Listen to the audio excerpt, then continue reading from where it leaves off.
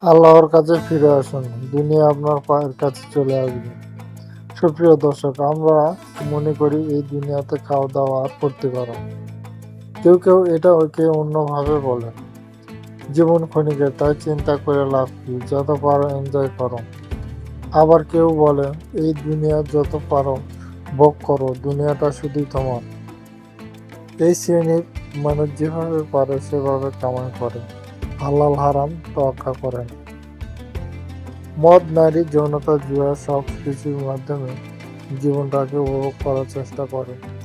এক সময় এই মানুষগুলো এনজয় করতে করতে এক সময় এদের মনে হয় আমি আরো কিছু করতে পারতাম বা করব, তাই তারা কিছু করবে ভেবে ভুল পায় না।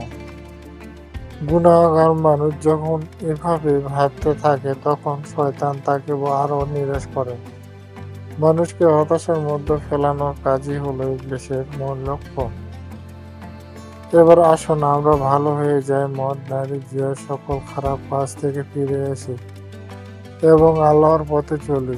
আল্লাহ যেন আমাদের সবাইকে খারাপ কাজ থেকে দূরে রাখেন। সবাই বলেন আমিন।